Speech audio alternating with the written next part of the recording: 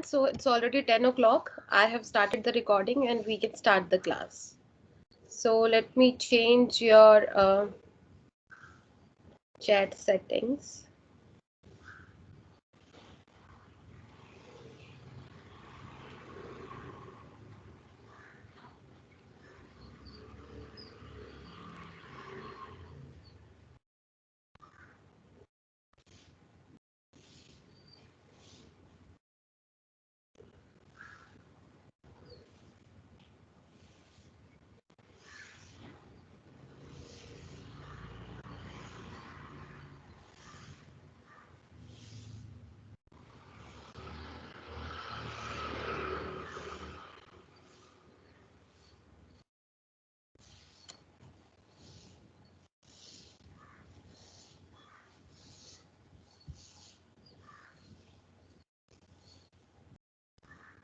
Okay, there are some issues that I cannot unmute you guys today, and I think all of you can also not unmute yourself.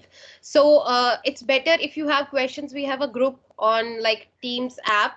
After the class, maybe you can ask me questions and see if chat is working, if it's possible. If you want to like text me something, then please try to do that. But I think chat is also turned off.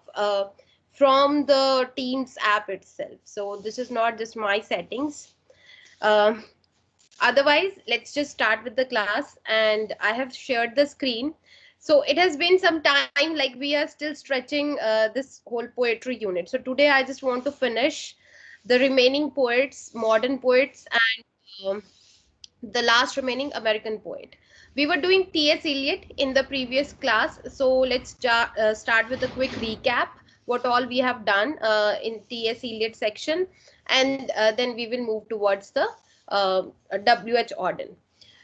Okay, so far we have covered Victorian poets. We have covered American poet of 19th century, one poet.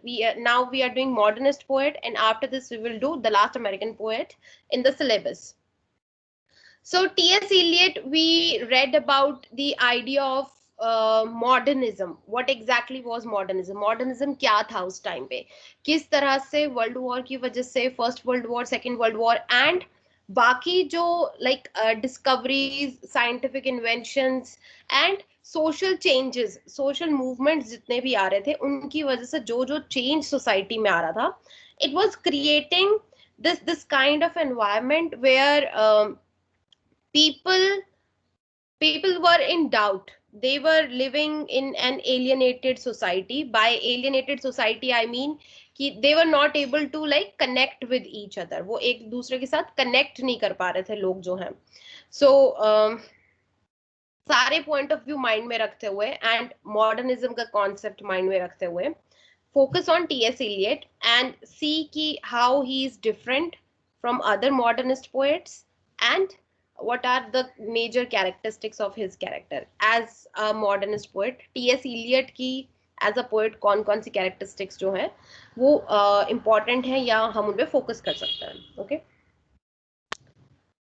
So we talked about the dominating trends कि उस time कौन कौन से trend modernism के बीच में dominate थे and using और taking a break from tradition कि अब तक ट्रेडिशनल वे में जो होता आया है पोइट्री के बीच में कि राइम स्कीम यूज होगी, इमेजरी, एलिट्रेशन, ये सारी चीजें जो भी पोएटिक टेक्निक्स है, जिस तरह की क्लासिकल पोइट्री लिखी जाती है, उससे हट के कुछ लिखा जा रहा था इस मॉडर्न पीरियड के बीच में.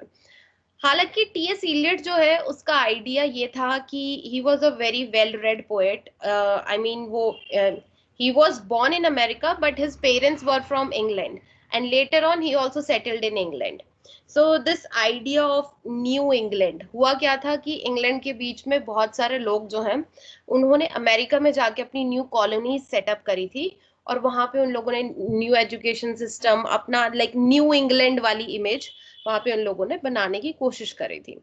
सो उस न्यू इंग्लैंड वाली इमेज के बीच में लोगों को एजुकेशन की अपॉर्चुनिटीज थी, specially main and women also. They also started going to college, not all of them but some of them. Remember जो हमारी previous poet थी, जो अमेरिकन पोएट थे जिसके बारे में हम पढ़ रहे थे, she didn't get the opportunity कि वो कॉलेज जाके पढ़ सकें and she had to write her like a personal kind of a poetry.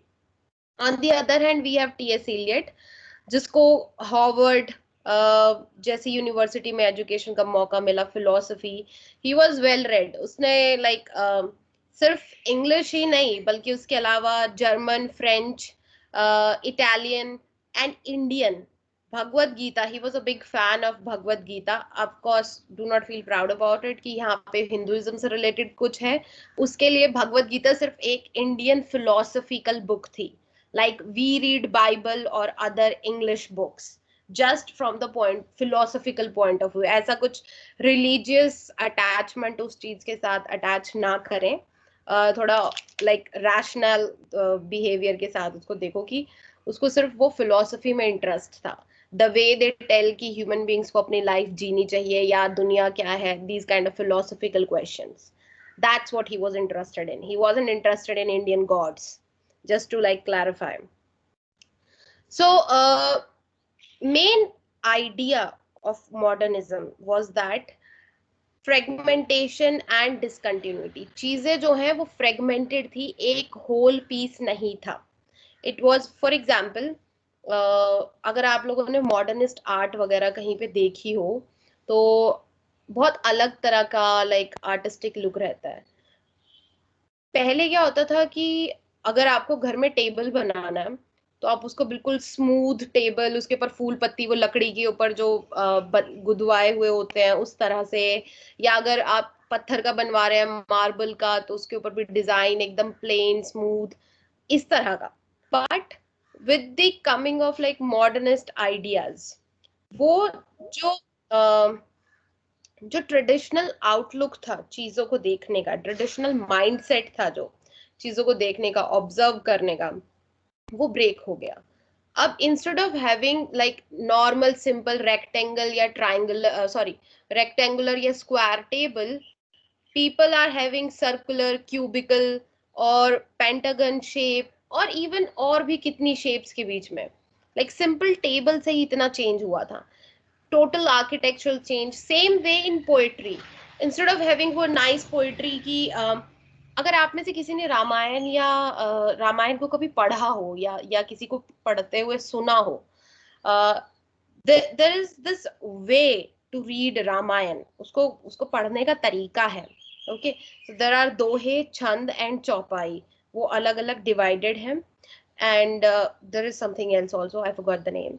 सो छंद जो है, आई थिंक इज छंद और चौपाई। सो छंद जो है उसको आप स्टार्टिंग की लाइन से पढ़ना नहीं शुरू करते हो, बीच से पढ़ना शुरू करते हो एंड देन स्टार्टिंग में जाते हो। So you read from, you begin from the half, read till the end and then you start the first line. So पहले फर्स्ट लाइन का हाफ से शुरुआत करते, फर्स्ट वर्ड से शुरुआत नहीं करते। सो सच techniques, these kind of techniques had certain influence on T.S. Eliot. So he adapted a lot from like other philosophies, French, German, like Italian and Indian philosophical texts से उसने बहुत सारी जो चीजें हैं वो पिक करी, and he used those techniques to show कि किस तरह से मॉडर्न टाइम में ह्यूमन बीइंग, ह्यूमैनिटी जो है वो फ्रेगमेंटेड है, वो वन यूनाइटेड होल नहीं है। एक चीज में आप उसको डिफाइन नहीं कर सकते। लाइक आप अब आपको स्मूथ सिंपल चीजें नहीं मिल सकती, आपको कॉम्प्लेक्स चीजें मिलेंगी। There is no black and white, there is grey. Human beings जो आप ये नहीं कह सकती कि ये अच्छा है ये बुरा है, आपको उसमें दोनों चीजें मिलेंगी। So this idea of in between, middle वाला जो आइडिया है, ये आइडिया सारा मॉडर्निज्म की देन है। And then this whole idea of alienation. Alienation मतलब कि जब आप किसी से रिलेट नहीं कर पाते, जब आपको लगता है कि no one can understand you, no one knows कि आप क्या कर रहे हो, क्या फील कर रहे हो, क्या सफर कर रहे हो, ये सारी चीजें कोई कहीं से भी पता नहीं लगेंगी, and nothing can help you. So इस तरह की होपलेस सिचुएशन जो है, okay, it was result of Darwin scientific theory. जब डार्विन ने बता दिया कि भाई आप लोग जो वो गॉड की क्रिएशन नहीं हो, वो सब इंसान जो है, ह्यूमन बीइंग्स, एनिमल, जितनी भी चीजें, लिविंग बीइंग्स जितने भी हैं, सबके ऊपर एक थ्योरी अप्लाई होती है, and fittest survival of the fittest, जो सबसे स्ट्रांग होगा वही सर्वाइव करेगा। फ्रॉइड के साइको एनालिसिस ने चीजों का deeper meaning, let me give you an example of Freud's analysis. Like there is this one example कि usually when कई बार ऐसा होता है कि आप चीज यूज कर रहे होते हो और आपके हाथ से वो चीज स्लिप हो जाती है, या फिर बोलते बोलते आपके मुंह से कोई चीज स्लिप हो जाती है, स्लिप ऑफ टंग जिसे हम बोलते हैं इंग्लिश में। So that slip of tongue is not that simple. वो इतना सिंपल नहीं है कि आपके स्लिप ऑफ टंग हो गई कि हाँ बस होता है ऐसे। देर आर रीजन्स, उसके पीछे आपकी पर्सनालिटी में हिडन कुछ ट्रेड्स होते हैं जिनको आप एक्चुअल में अनकॉन्शियसली, आपको खुद को भी नहीं पता लगता, आप उसे छुपा रहे होते हो और उसके बारे में अवेयर नहीं होना चाहते, इस वजह से आपका स्लिप ऑफ टंग होता है। इस तरह की चीजें जब ह्यूमन बिहेवियर के बारे में बाहर निकल के आने लगी, लाइक साइंटिफिक प्रूफ मिलने लगे, स्टडीज होने लगी चीजों के ऊपर, तो जो ह्यूमन बीइंग का जो अवेयरनेस है कि ये जो डेली लाइफ है हमारी, कि हम रोज सुबह उठते हैं, फिर हम काम करने लग जाते हैं, फिर हम रात को सो जाते हैं, so this is just a routine. And whether you are a millionaire or whether you are a poor person, a beggar, this routine is not changing. You are not escaping time, you are not escaping reality, and ultimately all of you are going to die, like even I am going to die. So all these kind of questions, thoughts were very common in modernist times. Okay, so हमारी जो poem है, this poem Preludes, this poem is perfect example created by T.S. Eliot to talk about like this uselessness of daily life. Actual में let's talk about title. So पिछली class में like we read this poem and I gave you a task कि आप लोग basically बस poem read करो and try to find what are the like main motifs or images और mood of the poem, कि क्या क्या चीजें, किस तरह के word adjectives यूज हुए हैं, किस तरह की राइम स्कीम यूज हुई है पूरी पोएम के बीच में. Okay, I don't know whether you have done that or not, but now let's discuss the poem. So what happened that prelude का मतलब होता है एक तरह से किसी म्यूजिकल टेक्स्ट या फिर म्यूजिकल पीस, हम टेक्स्ट नहीं बोलते, म्यूजिकल पीस बोलते हैं. किसी म्यूजिकल पीस से पहले जो छोटा सा इंट्रोडक्शन टाइप गाया जाता है या लिखा जाता है वो प्रेल्यूड होता है, prelude. So for example if I want to write let's say a very long song, मैं गाना लिख रही हूँ कोई, then I will write a prelude to that song कि ओके ये उसे कहने से गाने से पहले ये थोड़ा सा प्रेल्यूड जो है ये गाया जाएगा. This is very common in classical music, whether it's Indian classical music, English classical music or any other. So usually क्या होता है कि एक तरह से मूड सेट करने के लिए या जो आप गाओगे उसको इंट्रोड्यूस करने के लिए, अगर आपको बहुत कॉमन एग्जाम्पल दूं तो आपने कव्वाली वगैरह तो सुनी होगी या मुशायरा वगैरह सुना होगा या यूट्यूब पे देखा होगा. It's very common. So what happen कि वो स्टार्टिंग में थोड़ा कुछ पोएटिक लाइंस टाइप या शेर टाइप कुछ बोलते हैं और फिर उसके बाद म्यूजिक शुरू होता है और एक्चुअल सॉन्ग जो है, एक्चुअल म्यूजिकल पीस जो है वो स्टार्ट होता है. सो दैट अर्ली इंट्रोडक्शन, वो स्टार्टिंग में जो इंट्रोडक्शन आता है थोड़ी लाइंस का, 3-4 लाइन का या 5-6 लाइन का, that introduction is prelude. So wait, please try to join on time. Those of you who are joining late, it's really not good because it disturbs the pace of my class. I have to keep admitting you in between and this is not right. Otherwise you all of you have to wait. I'll not be able to add you later on. Okay, some people have raised their hand. I don't know how to unmute you. Let me try.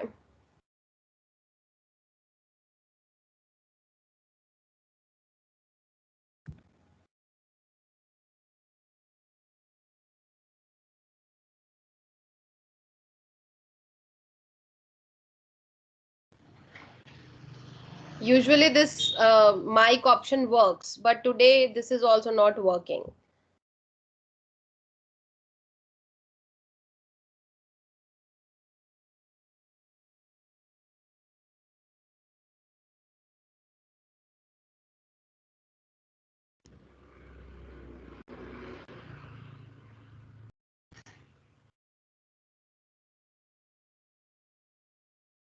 Can you try to unmute yourself? I don't think it's going to work because I can see that there is this bar on the mute button and I cannot unmute any one of you.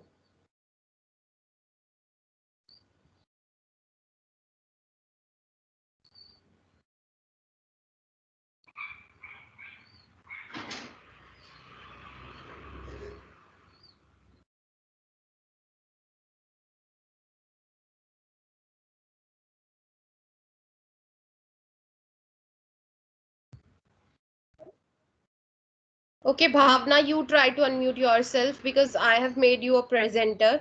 So can you try to unmute yourself and speak because you have raised your hand? Yeah, I think now you can unmute yourself. Yes. So do you have a question? Yes, ma'am. Do you have a question? No, ma'am. Okay. Okay, so those of you who do not have question, please put down your hands. आप सब लोगों ने hand raise वाला gesture किया हुआ है. So because of that gesture, it's like yeah, you want to ask question. So Mala and Simran Sehrawat, both of you also put down your hands. Okay, so if anyone has any question, they can raise their hand and I'll try to unmute them and then they can ask their question. Okay. Rest of you, please put down your hands.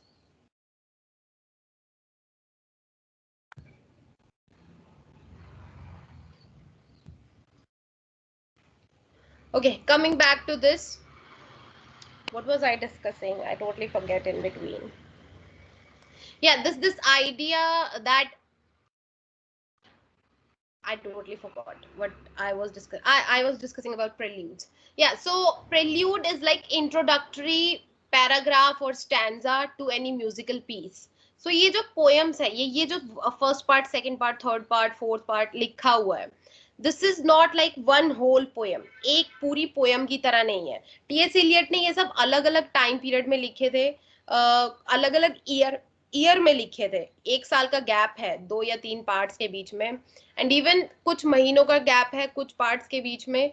So we can not read it as like a one whole poem but still all of these are preludes and he himself collected them and put them as a one whole poem. So as it's like it's your responsibility now कि आप इसको divide करके भी पढ़ो और पूरी poem को एक साथ भी पढ़ो. Okay, so we have read the poem. I'll just directly go to the critical analysis part. First of all, बहुत सारे मॉडर्निस्ट जो पोएट थे उनका बिलीव था कि हम लोगों को ट्रेडिशन फॉलो नहीं करना. कोई भी ऐसी चीज नहीं करनी जो ऑलरेडी ट्रेडिशन में हो चुकी है, लाइक राइम स्कीम फॉलो करना नहीं करना. But T.S.. इलियट का क्या था कि ही वाज लाइक कि हम लोगों को थोड़ा तो ट्रेडिशन फॉलो करना चाहिए बिकॉज अगर हम उसे आगे लेके नहीं जाएंगे then we will lose it. So it will get lost. So because of that he was concerned about it. He was concerned about the role of like tradition in like in making of future कि past जो है वो भी बहुत ज्यादा important है future के लिए. So इसके बीच में जो मीटर यूज हुआ है, मेट्रिकल पैटर्न यूज हुआ है. मेट्रिकल पैटर्न मतलब जैसे अब आप मान लीजिए आप ये एक लाइन पोएम की पढ़ रहे हैं. Okay, so wipe your hands across your mouth and laugh. So आपने देखा होगा कि कुछ जगह पे वॉइस जो है वो ऊपर नीचे जाती है. सो कहाँ पे कितना, किस वर्ड पे कितना स्ट्रेस पड़ रहा है. Wipe your hands. So I am not saying wipe your hands, I am saying wipe your hands. So your is like very small, it's unstressed this word. So meter जो है वो ऊपर जाके नीचे आ रहा है. So इस तरह की ये सारी चीजें पोएट्री के बीच में होती है. मीटर यूज होता है किस पे कितना स्ट्रेस है, किस पे अनस्ट्रेस है. हर पोएम के बीच में ये चीज लाइक देखनी होती है. As a reader we have to observe कि कौन सा मीटर यूज हुआ है. बट यहाँ पे अगर आप देखो कि हर लाइन के बीच में डिफरेंट डिफरेंट तरह का मीटर यूज हुआ है. The way I am reading this line is totally different from this line. Infinitely suffering thing, ये यहाँ पे हर वर्ड स्ट्रेस आ रहा है एक तरह से, इस वाली लाइन के बीच में हर वर्ड स्ट्रेस नहीं है, मीटर अलग है। सो दिस फ्री स्टाइल कि आप अपनी मर्जी से किसी भी लाइन में कोई सा भी मीटर यूज कर लो, कितने भी वर्ड स्ट्रेस हो, कितने भी वर्ड अनस्ट्रेस हो, this free style is called verse verse libre और फ्री वर्स इसको बोला जाता है। This is the style of T S Eliot. Now this free verse again is symbolic of this thing ki we have freedom in modernism, like you have freedom as a writer, as a reader, as a living person, you can do whatever you want, lekin ultimately there are like certain things which are out of your control. For example, you cannot control time, you cannot control life, you cannot control society, you cannot control your family. So all these kind of vibes were there कि freedom है भी और नहीं भी है। Okay, focus करना है image और सिंबॉलिक के ऊपर। For example evening newspaper, bar bar time के बारे में रिमाइंड कराना, एंड स्ट्रीट के बारे में, नाइट एंड मॉर्निंग शिफ्ट के बारे में। सो इट्स बेसिकली लाइक कि पूरे दिन के बारे में बात हो रही है कि पूरा दिन कैसे बीत रहा है, बार बार रिपीटिव रिपीटिव डे जो है वो होता जा रहा है। So this sense of futility and monotony, futility and monotony मतलब कि एक तरह से सारी चीजें जो है वो बहुत रिपीटिव है। जैसे कि मैंने बताया कि आप कुछ भी कर लो, आप पहले भी सुबह उठते थे और रात को सोते थे, अभी भी आप वही करते हो। पहले भी दिन में 3-4 बार खाते थे, अभी भी वही करते हो। पहले भी आप परेशान थे चीजों को लेके, अभी भी परेशान हो। पहले भी थोड़ी सी हैप्पीनेस मिलती थी तो आप खुश हो जाते थे, अभी भी वैसे ही है। एंड आपके मरते टाइम तक वैसा ही होगा, and nothing is going to change. So this monotony kind of thing will always be there. For example, even before COVID, there were problems in society. Even right now, there are problems in society, and people people will not change. For example, अभी इतना सारी problematic situation है, but do you think any change will happen like after this COVID situation gets over? Do you think human beings will realize कि नहीं, हम लोग कुछ गलत कर रहे हैं तो हमें कुछ change करने की जरूरत है या कुछ improve करने की जरूरत है society के बीच में? No. A thief will still steal things, चोर चोरी करेगा, a murderer will murder, a kind person will help. So whatever uh, like is happening right now cannot control future, and people do not change. So this repetition, futility, futility and monotony, these kind of words, this kind of boredom in life was something which modernists were facing, कि ना तो अब उनका religion में believe रहा, क्योंकि अब science advance हो रही थी तो वो 100% सुपरस्टिशियस चीजों में बिलीव नहीं कर सकते थे, और ना ही साइंस इतनी एडवांस हुई है कि वो उनके सारे चीजों के आंसर दे दे। So they were somewhere in between, like we are today with this COVID situation. We can not blindly go and put our faith in God कि भगवान सब संभाल लेंगे और किसी को कोरोना नहीं होगा, and we can not 100% be satisfied with scientific improvements कि हाँ हर किसी को ही बचा लिया जाएगा और doctors can save everyone.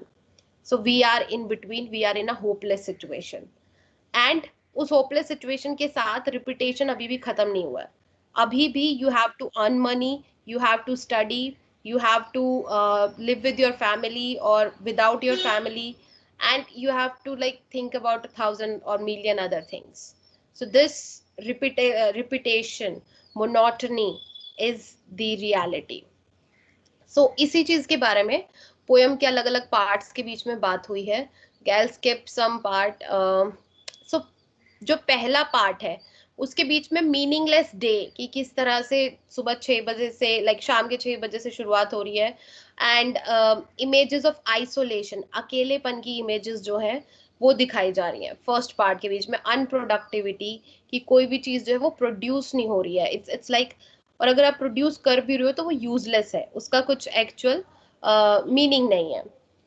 Second part जो है वो हमें इंट्रोड्यूस कराता है smells and sound of morning की, night and morning drinking, and then again this whole idea कि हाँ पूरा दिन में आपने कितना काम करा है, बट वो काम कोई काम नहीं है, आप कल भी वही कर रहे थे, आज भी वही कर रहे हो, खाना पीना और सोना। Ultimately that is what all of us are doing, whether someone is dying or someone is living. This is the reality. So this human loneliness अब पहले पैराग्राफ में वो सिंगल पर्सन के लिए थी। सेकेंड जो स्टैंजा है उसके बीच में ये मास्करेड्स मतलब लाइक कि बहुत बड़े अमाउंट में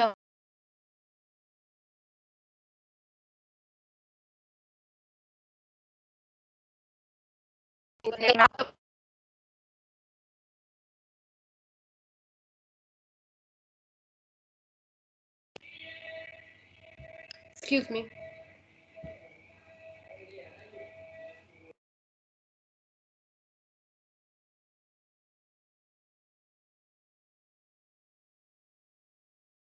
Sorry. Okay. And then this directionless and meaningless, purposeless reality of life is what they are talking about. Wait a second.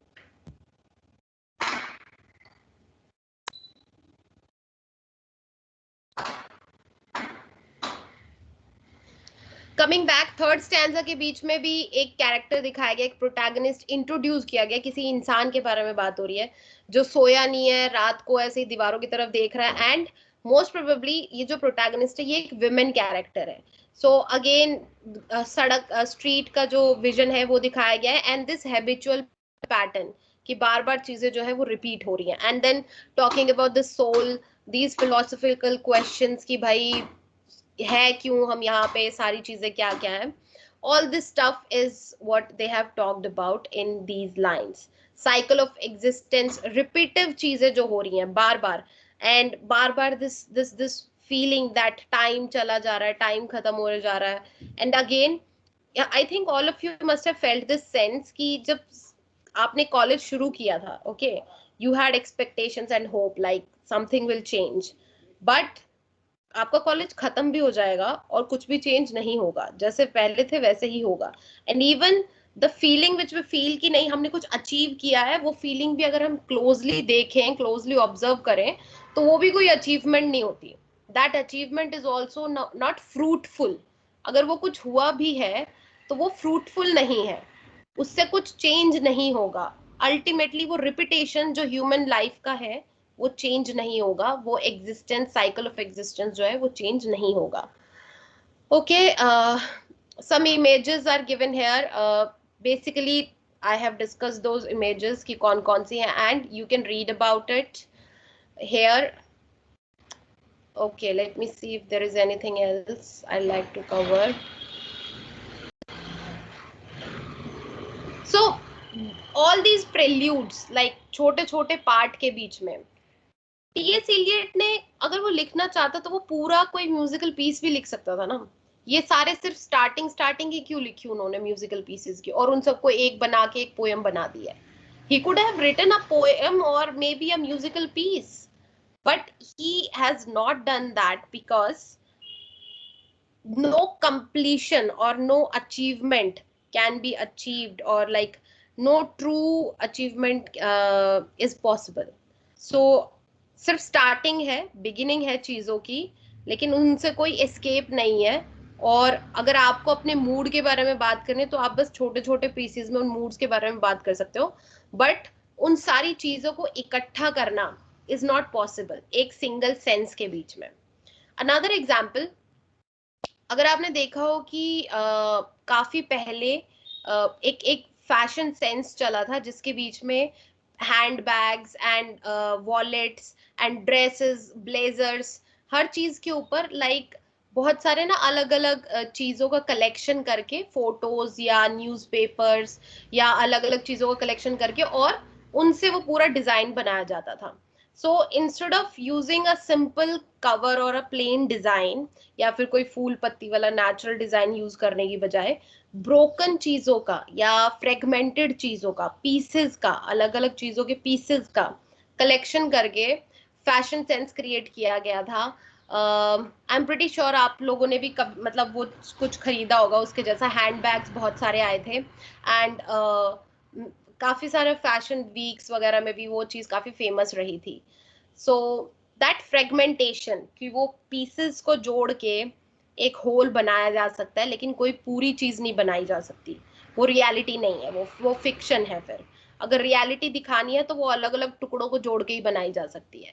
Same sense इस पोयम में आई है। अगर आपको एक्चुअल में ह्यूमन बींग्स की प्रॉब्लम के बारे में बात करनी है तो इट्स नॉट पॉसिबल कि आप एक पोयम में एक नैरेटिव में बात कर सके। जैसे लेडी ऑफ शार्लेट जो हमने पढ़ी थी, दैट वाज वन नैरेटिव, लेकिन उसके बीच में सारी प्रॉब्लम्स डिस्कस नहीं हो सकती थी, हर पॉइंट ऑफ व्यू से बात नहीं हो सकती थी। बट यहाँ पे क्योंकि सारे सेक्शन जो है वो अलग अलग हैं और उनको एक थीम कंबाइन कर रही है। बेसिक थीम इज कि लाइफ जो है वो रिपीटिव है और कोई उसका पर्पस नहीं है। ये थीम उन सबको कंबाइन कर रही है। तो this is the correct way to talk about the life. This is what T S. Eliot was doing in his poem in layman's tone. Moving on to W.H. Auden, he was again a modernist poet. So इनकी poems के बीच में post World War despair, so after World War One and Two, T.S. Eliot का जो है वो like World War से पहले और बीच का है, लेकिन W.H. Auden का जो है वो wars के बाद का है। so जब like almost सारी wars जो है वो खत्म हो गई थी। Okay people those who are just joining the classes, जिन्होंने बिल्कुल अभी क्लास ज्वाइन करी है, please join your class on time, otherwise I will not let you in the class. Okay, you will only wait in the lobby, you will not be able to join the class. So because I have to disturb the class in between and keep coming back just to let you enter, so please do not do that. It's already 10:34. How can you join class at 10:34? Class starts at 10 o'clock. 10:05 is still acceptable.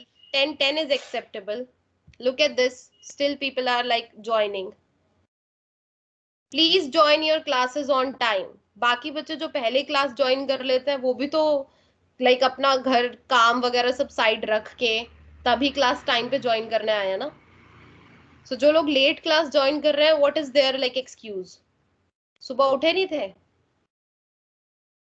Please do not do that, otherwise from tomorrow onwards आप सिर्फ wait करेंगे, आप class join नहीं कर पाएंगे। ओके, I will not let you enter. So W.H. Auden जो है पोस्ट वर्ल्ड वॉर वाला पीरियड जो है वो इनका आता है। And the search for identity, अब जब सारी वॉर हो गई, वॉर के टाइम के बीच में T.S. Eliot ने लिखा फ्रेगमेंटेशन, टूटी हुई चीजें, उनसे कैसे पोएट्री बनी है, वो सब वगैरह बातें हो रही हैं। अब वर्ल्ड वॉर खत्म हो गई तो अब पोएट्री का एक पर्पस है, लिटरेचर का एक पर्पस है। जब दुनिया इतनी सारी प्रॉब्लम के बीच में है तो एक रिस्पॉन्सिबिलिटी है आर्ट की, and that is to deal with pessimism. Pessimism मतलब कि नेगेटिविटी जो है उससे डील करना। For example nowadays, okay, we have issues like rape, murder, poverty, illness, environmental problems, इस तरह की सारी प्रॉब्लम्स हैं, ठीक है, ह्यूमैनिटी के बीच में। लेकिन अब जब कोविड वाली सिचुएशन है and people are actually dying like very fast, and इस टाइम के बीच में अगर कोई बोले कि मुझे प्रोटेस्ट करना है एनवायरनमेंट बचाने के लिए, तो how will you feel? Do you think that will be a purposeful thing? अभी जब लोगों के पास बिल्कुल लाइक जिंदा रहने का मौका नहीं है, उस टाइम के बीच में अगर कोई आके बोले कि नहीं मुझे तो इस टाइम सोशल इक्वालिटी के बारे में बात करनी है, या इस टाइम मुझे लेट्स से फेमिनिस्ट राइट्स के बारे में बात करनी है, that is not something good. Now is the time to save like human beings, actually to save them. So जब वर्ल्ड वॉर्स खत्म हो गई, फर्स्ट वर्ल्ड वॉर भी, सेकेंड वर्ल्ड वॉर भी, उसके बाद वाला जो टाइम पीरियड था, उस टाइम पे W.H. ऑर्डन जैसे पोएट्स ने ये डिसीजन लाइक ये सपोर्ट किया कि उन लोगों को ऐसी आर्टिस्टिक चीजें कम से कम लिखनी चाहिए which will give hope to human beings, कि एक तरह से थोड़ा सा उनको होप दे सके कि हाँ उनके पास थोड़ा सा कहीं ना कहीं कोई एस्केप है, कोई रास्ता है उनके लिए भी अपनी लाइफ आगे जीने का। सो लाइन्स ऑफ पॉसिबल सेल्वेशन, जो किस वजह से, किस तरीके से उन्हें थोड़ी बहुत शांति मिल सकती है लोगों को, उस चीज। For example after this COVID situation a lot of people will be unemployed and they will be facing the crisis, not only just on financial level but also on emotional level. बहुत सारे बच्चे हैं वो अपने exam के लिए prepare नहीं कर पाए होंगे, वी डोंट नो उनकी फैमिली में क्या इश्यूज चल रहे हैं, क्या नहीं चल रहे, what they are facing, what is their problem, so normal जैसे पहले चीजें थी, आप उन्हीं चीजों को आगे उसी तरह से कंटिन्यू नहीं कर सकते, so you need something else. Same situation world war second के बाद थी, ऑलरेडी इतने सारे लोग मर चुके थे and the society was living in age of anxiety, anxiety की एज में सोसाइटी रह रही थी। सो उस एज के बीच में W.H. ऑर्डन जैसे पोएट्स ने they wrote like about the hope, कि किस तरह से सोसाइटी को थोड़ी सी होप मिल सकती है। और यहाँ पे ऑर्डन का पर्सपेक्टिव, ये जो पोयम लिखी हुई है musee des beaux art, I don't know how to pronounce that because this is not English. So basically this is like a museum of the beaux arts, ऐसे करके कुछ नाम है इस चीज का। सो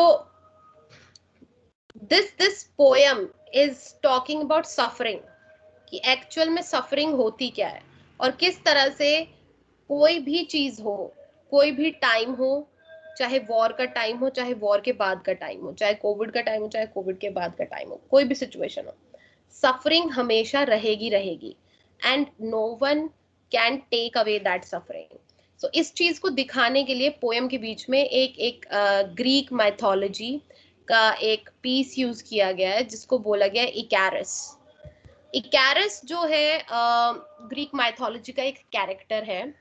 so basically I am not sure, बहुत सारे अलग अलग वर्जन है स्टोरी के, but the version which I know is कि इकैरस को पनिश किया गया था, और इसकी पनिशमेंट ये थी कि एक तरह से इसको विंग्स बना के दिए गए थे एंड बस ये बोला गया था कि इन विंग्स से, इन पर से तुम कहीं भी जा सकते हो, but you can not go towards the sun, लेकिन तुम सन की तरफ, सूरज की तरफ नहीं जा सकते। इकैरस को नहीं पता होता उसके जो विंग्स है वो मोम के बने हुए हैं, वैक्स के बने हुए हैं, and one day just out of curiosity he flies toward the sun, and जैसे जैसे वो बहुत ऊंचाई तक ऊपर पहुंच जाता है, वहां पे जाके उसके जो विंग्स है वो मेल्ट हो जाते हैं and he falls from the sky. और वो जो एक्चुअल फॉल है, वो फॉल मतलब बहुत सिंबॉलिक माना गया है एक तरह से, सारी मैनकाइंड के लिए, ह्यूमैनिटी के लिए, and this fall was so much related to this modern and post modern post war scenario. Human beings ने आउट ऑफ द क्यूरियोसिटी चीजों के बारे में सर्च करनी शुरू करी, लेकिन उस सर्च का रिजल्ट था war and this Covid. Even आज के टाइम पे भी बहुत सारे लोगों का ये माइंडसेट है कि चाइना वाले लोगों ने कोरोना बना दिया है, या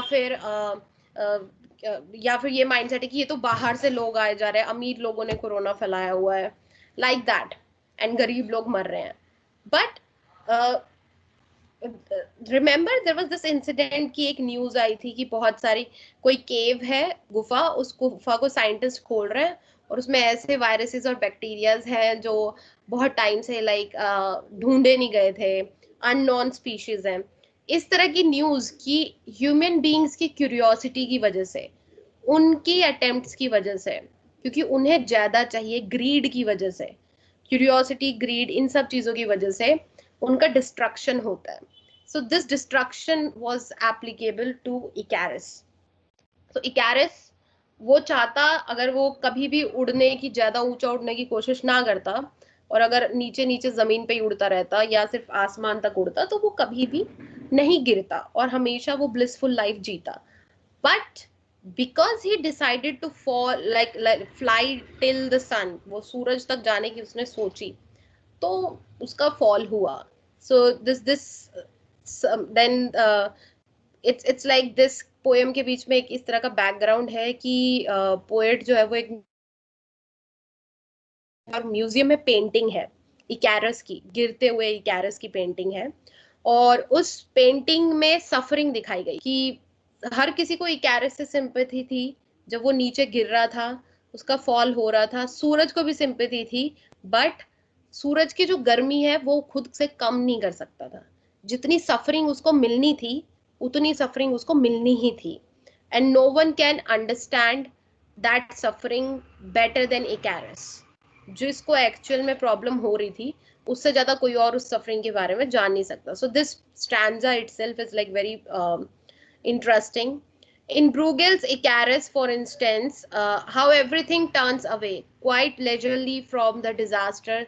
The plowman may have heard the splash, the forsaken cry, but for him it was not an important failure. The sun shone as it had to on the white legs disappearing into the green water, and the expensive, delicate ship that must have seen something amazing, a boy falling out of the sky, had somewhere to get and sailed calmly.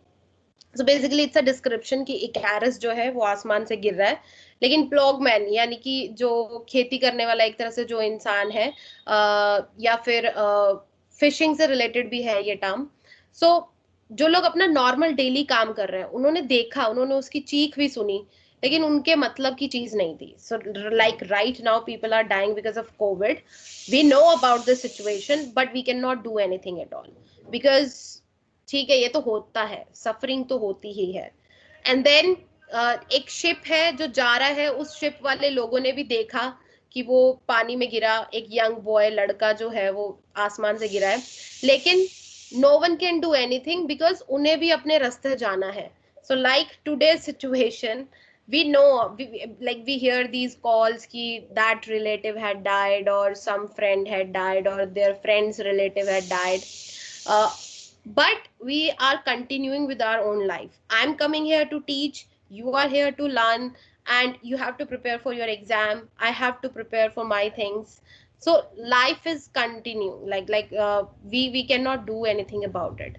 And suffering, each one of us have our own suffering, और उसके लिए कोई solution नहीं है, that will remain. सो ये poem जो है ये सबसे पहले 1930 में एक कलेक्शन में पब्लिश हुई थी.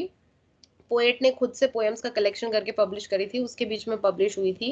लाइक वी कंसिडर दिस कि पोएट ने जब मेच्योर पोएट्री लिखनी शुरू करी तो उसकी शुरुआत थी यहाँ से. कॉन्वर्सेशन मोड में ये पोएम है. कॉन्वर्सेशन मोड जिस तरह से बातचीत करी जाती है उस तरह के मोड में, जैसे किसी को ये कहानी बताई जा रही हो कि ऐसे वो गिरा है और ऐसे ये बात हुई है. Fall of Icarus, this is about like Peter Bruegel's का जो लाइक पेंटिंग है एक, फॉल ऑफ इकारस, उस पेंटिंग के ऊपर लिखी गई है ये. सो ह्यूमन सफरिंग के बारे में कि किस तरह से ह्यूमन सफरिंग जो है वो एंड नहीं हो सकती कभी भी. And there is this term use like birth, एक तरह से एक बर्थ, सिंबॉलिक बर्थ जो है वो इसमें यूज किया गया है. For the miraculous birth there will always be children who did not specially want it to happen, skating on a pond at the edge of the wood. So like ये जो चमत्कारी बर्थ हुआ है, हमेशा कुछ ऐसे बच्चे होंगे जो नहीं लाइक होना चाहते होंगे, बॉर्न नहीं होना चाहते होंगे. सो दिस बर्थ, ये वाली जो स्पेशली जो इमेज है या सिंबल है, this is related to miracle. हमेशा बर्थ को एक पॉजिटिव चीज में दिखाया जाता है. कोई भी नई चीज पैदा हो, लेकिन उसका एक नेगेटिव एस्पेक्ट भी है. अब वो पैदा हुई है तो अब वो सफर भी करेगी और अब वो मरेगी भी. जो भी चीज पैदा है, लाइक ह्यूमन बींग्स पैदा हुए हैं तो सफर भी करेंगे और मरेंगे भी. This unwanted burden, mysterious and dangerous, all these things are related to birth. And also ये एक तरह से सिंबल है बर्थ ऑफ क्राइस्ट का भी, जो ह्यूमन सफरिंग के लिए अर्थ पे आए थे, एंड जस्ट टू शो अ वे कि आप इस तरह से रिलीजियस पाथ फॉलो करो तो आपको सफरिंग जो है वो नहीं होगी, या फिर दोबारा दोबारा आपको सफरिंग फेस नहीं करनी पड़ेगी. Okay, so there is this question of violence and self willed annihilation, कि जब हम कई बार खुद के डिस्ट्रक्शन के लिए खुद रिस्पॉन्सिबल होते हैं. For example, all of you know कि एग्जाम के लिए पढ़ना है, ऑल ऑफ यू नो कि क्लास में आया तो पहले पढ़ के आना है, टाइम पे क्लास ज्वाइन करनी है, but still most of you do not do that. Why? Because human beings have this like this zeal in them कि जो होगा देखा जाएगा, और this self destructive thing is in them. We know that okay, if we smoke cigarettes we will die, but still we do it. We know that if we go outside we will like there are chances that we'll get COVID, but still we will do that. We know that अगर environment जो है वो खराब होगा तो वो हमारे लिए ही नुकसानदायक है, but still we do that. So Icarus को भी पता था कहीं ना कहीं कि अगर वो ज्यादा ऊपर जाएगा तो उसके लिए डेंजरस हो सकता है, but he did that thing. And this is something which is like innate in human nature. And because of this thing, because of this like self willed annihilation, कभी भी सफरिंग जो है वो खत्म नहीं हो सकती, ह्यूमन बीइंग्स की सफरिंग जो है वो कभी भी खत्म नहीं हो सकती है.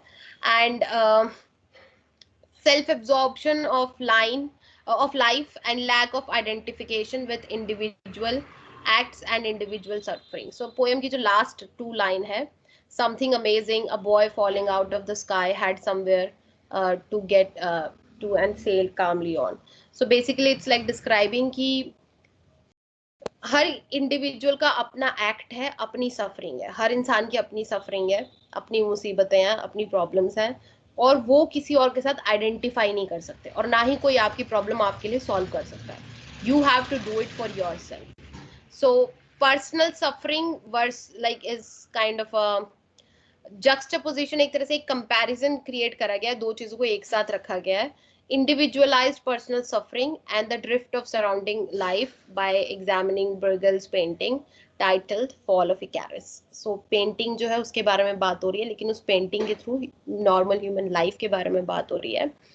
And this idea कि individual जो भी इंसान है, जो भी suffering है, उसके ऊपर लाइक सोसाइटी का या जो आसपास का एनवायरनमेंट है, आउटसाइड जो एनवायरनमेंट है, उसका इफेक्ट तो पड़ेगा, लेकिन वो कहीं भी उसकी हेल्प नहीं कर सकता.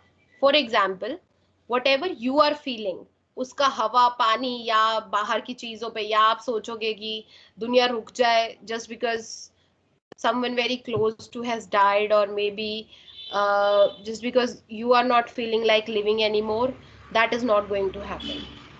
बहुत सारे लोग अभी भी दुनिया में बहुत से काम कर रहे हैं, and just for one individual person nothing is going to stop. सारे इंडिविजुअल सफर कर रहे हैं, हर कोई सफर कर रहा है, लेकिन किसी की भी सफरिंग के लिए बाकी लोगों की ना तो सफरिंग रुकेगी और ना उनकी लाइफ रुकेगी. So that's what the like main message of the poem. Okay, read about it, line by line description दिया हुआ है. I am done with these modernist poets. I also want to like deal with this Sylvia Plath, an American confessional poetess. So Sylvia Plath जो है उसको confessional poetess मतलब ऐसे लोग जो अपने confession, अपनी inner thoughts जो है उनको confess करते हैं अपनी poetry के बीच में. Okay, so she's from America and as known like American poetess. Around the First World War, she was writing. Modernism found expression in movements such as post impressionism and surrealism. ये दो अलग अलग movement है. Read about it, read about these movements की क्या थे, and I discuss it in the next class कि post impressionism और सरलिज्म ये चीजें क्या थी. Basically these are movements related to art forms. Surreal arts, how to explain कि there is this painting, Van Gogh करके कुछ पेंटिंग है, स्टारी नाइट्स, पेंटिंग का नाम है स्टारी नाइट्स. Google it, तारों वाली रात, like something like that, starry nights. So Google that painting, see, and then you will understand कि surrealistic painting actual में होती क्या है. और बाकी examples भी surrealistic paintings के देखना, and read about post impressionism कि impressionism क्या था, post impressionism क्या था. Okay, इसके अलावा stream of consciousness and interior monologue. So I'm just going to like give a brief intro about this lady. Baki, you will read this poem, and in the next class I'll start with Mahashweta Devi's The Hunt. It's a short story, a wonderful short story. If you do not have it, let me know. बाकी आप net से download कर सकते हो, आपको सिर्फ Google पे जाके डाउनलोड करना है. महाश्वेता देवीज दी हंट PDF मिल जाती है तो बहुत अच्छी बात है, नहीं मिलती तो मुझे बताना टीम्स ऐप के ऊपर या जो भी आपका क्लास का व्हाट्सएप ग्रुप है. Let me know, I will try to find. And I'll start with The Hunt. ये poem खत्म करके in the next class we'll start with The Hunt. So stream of consciousness क्या थी कि usually जब आप सोचने बैठते हो तो वो एक वे होता है, आप किसी एक सोच से शुरुआत करते हो. आप मे बी आपने शुरुआत करी कि यार ये खाना ठंडा हो गया है, वो ठंडे खाने से आप कहीं और पहुंच गए. अच्छा उसकी शादी में तो मैं ऐसे खा रही थी, अच्छा नहीं उसकी शादी में वो इंसान ऐसे आया था, अच्छा उसके बाद क्या हुआ था, हाँ उन्होंने तो ये ड्रेस पहनी हुई थी, नहीं ड्रेस तो वो वाले टीवी सीरियल में ऐसी थी, नहीं वो मूवी, नहीं वो एक्टर की मूवी अच्छी थी, नहीं वो वाला कैरेक्टर हम वहां मूवी देखने गए थे. So it's like a stream, एक नदी की तरह की कॉन्शियसनेस की कि आप की जो बातें हैं वो कंटिन्यूअसली एक चीज से दूसरी चीज कनेक्ट होके चलती रहती है. It's a like linear narrative, लेकिन फिर भी बहुत कॉम्प्लेक्स नैरेटिव होता है। अगर आपको बोला जाए कि बैठ के बिल्कुल लिख दो जो भी आप सोच रहे हो, आप नहीं लिख सकते। It's very very difficult task कि जितनी भी चीज आप सोच रहे हो वो सारा आप वैसे का वैसे लिख दो। लिखते लिखते ही आप कुछ और सोचने लगोगे, आपको खुद को पता भी नहीं लगेगा। And it's very fast and a very complex process. But there are writers like Sylvia Plath and Virginia Woolf. So इन सब राइटर्स ने क्या करा था, इन्होंने इस टेक्निक को मास्टर कर लिया था कि इन्होंने नॉवेल्स लिखनी, पोएम्स लिखनी इस तरह की शुरू कर दी थी कि वो आपको लगे, जब आप उन्हें पढ़ो आपको लगे कि बिल्कुल ये तो किसी की सोच की तरह है, चीजें कनेक्टेड है भी और नहीं भी है। Okay. And this interior monologue मतलब जब हम अपने मन ही मन में कोई बात सोच रहे होते हैं या खुद से ही बात कर रहे होते हैं, करूं या ना करूं, काम करके भी क्या ही होगा, कर ले यार, कब तक नहीं करना, अभी आज भी डिले हो जाएगा, कल भी हो जाएगा, कल तो कर लेना, पर देख ले, करना नहीं। All these thoughts, this was an example of interior monologue जो आपके दिमाग में अंदर अंदर चल रहा होता है। सो नॉवल राइटिंग, पेंटिंग, पोएट्री, इन सब चीजों के बीच में ये टेक्निक्स यूज की जाती थी। एंड सिल्विया प्लाथ की जो राइटिंग है, that is an example, one of the example कि आप जो हो ये स्ट्रीम ऑफ कॉन्शियसनेस वाली जो टेक्निक है वो पता कर सको। Simran, you have a question. Let me try to unmute you. Yes, Simran, you can ask your question. Unmute yourself.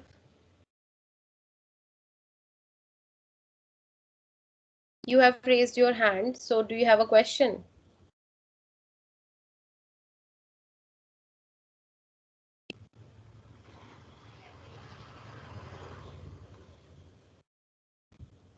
Okay, only those people who have a question, please raise your hand.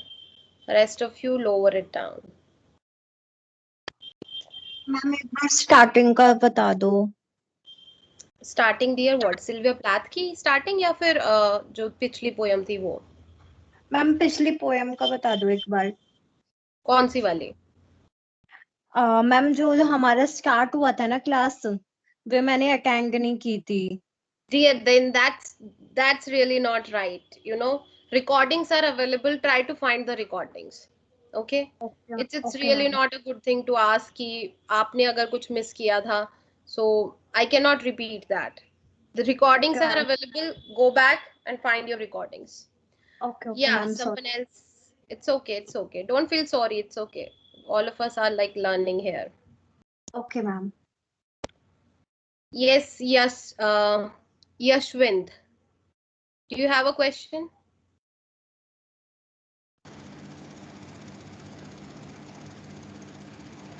Ma'am अभी जो आपने stream of consciousness बताया था उसको दोबारा repeat करोगे? हाँ, और वो sure. आपने किस कॉन्टेक्स्ट में बताया था वो भी बता दो। ये I'll tell you. Don't worry. I'm telling you the stream of consciousness. Okay, you can yourself on mute if you don't have other questions. This stream of consciousness is a technique.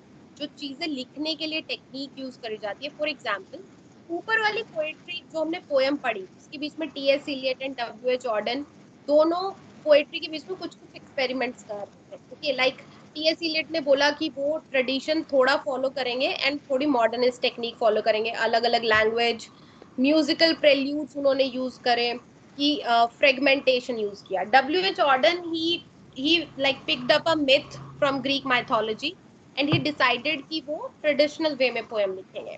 Here we have Sylvia Plath and she she was writing in a time जब stream of consciousness जैसी technique, ये technique की इस तरह की writing लिखना कि वो पढ़ के आपको लगे कि ये किसी की सोच आप पढ़ रहे हो, किसी की जो थॉट्स एक पॉइंट से दूसरे पॉइंट तक जैसे कनेक्ट होती हैं, या किसी की अंदर की मन की बात जो है उस तरह की टेक्निक से राइटिंग करना, वो एक मैम तरह अभी से। आपने जो एक मन की बात वाला बताया था उसको आपने कुछ वर्डिंग्स थे, वो पूरा वर्ड क्या था? English word interior monologue, this is an interior monologue, stream of interior monologue.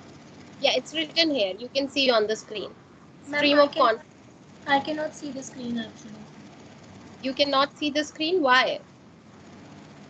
I don't know. Okay, please try to see your settings because I have shared the screen, so it should be visible to everyone. Okay. Okay, anyone else has any question? Anything which is not clear?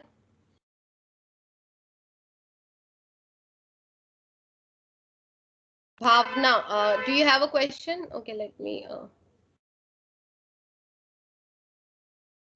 Yes, Bhavna, do you have a question?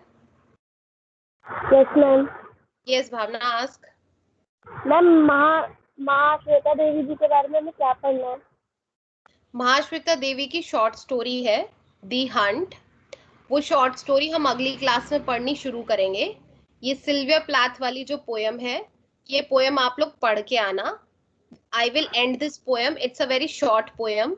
और इस poem को खत्म करके हम लोग महाश्वेता देवी की जो short story है दी हंट, उसको करना शुरू करेंगे। Okay, okay ma'am, in the next okay, anyone else has a question?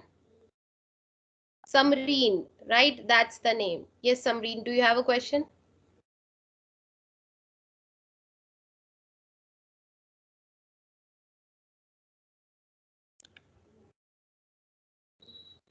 Okay, Sandeep. Yes, Sandeep, you can unmute yourself. Yes, ma'am. My question is, ma'am, can you share your net record video stream in WhatsApp group? This recorded lecture, do you want that? Yes, miss. Yes, Uh, miss. Because some point is missing, not understand. okay, so see, all these recordings are available on your Teams app. So जैसे ही आपकी class and होती है, तो आप same जो आपका chat वाला option आता है उसके बीच में आपकी रिकॉर्डिंग अवेलेबल आ जाती है। फॉर एग्जाम्पल, ये लिखा हुआ आता है ना कि सब लोगों ने क्लास ज्वाइन करी है, this person was Yes, invited to the miss. Meeting. ठीक Yes, है, miss. Yes. तो उसी I के check, साथ साथ but miss रिकॉर्डिंग क्लासेस आ जाती है, मगर उसे मुझे डाउनलोड करना पड़ता है, तब उसे देखना पड़ता है। वहां पे लिखा होता है स्ट्रीम। अगर आपके पास लिंक है तो आप स्ट्रीम ऐप से भी क्लासेस ले सकते हैं। Okay, sorry, so you are saying कि आपको रिकॉर्डिंग नहीं मिलती है, that's what you are saying? No, class खत्म होने के बाद रिकॉर्डिंग वीडियो सेव हो जाती है और हमें उसे देखने के लिए उसे डाउनलोड करना पड़ता है, जो हाई स्टैंडर्ड की है। अगर स्ट्रीमिंग की लिंक मिल जाए तो मैं स्ट्रीम ऐप से उसे पढ़ सकता हूँ। ओके, सो आप डाउनलोड नहीं करना चाहते, आपको लिंक चाहिए। No. Dear, I can not provide the link. Okay miss. I cannot provide the link because this is what technical team is handling. My job is like just to come here and teach. So I do not have any link. I do, yeah, I know वो recording थोड़ी ज़्यादा MBs की हो जाती है, but I don't know. I cannot help you in that field. Okay. Thank you Anyone miss. else has any question? It's okay. Anyone else has any question?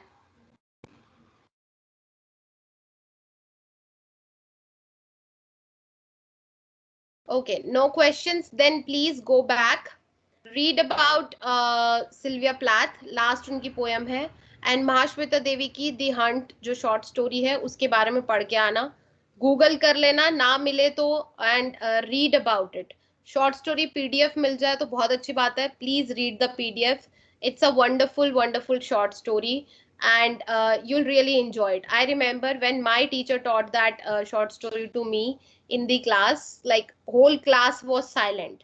पूरा like सन्नाटा था पूरी क्लास में। बहुत अच्छी शॉर्ट स्टोरी थी। Okay, so read about it and we will discuss it in the next class.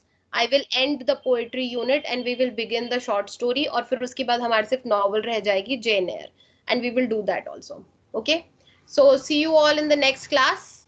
Bye bye.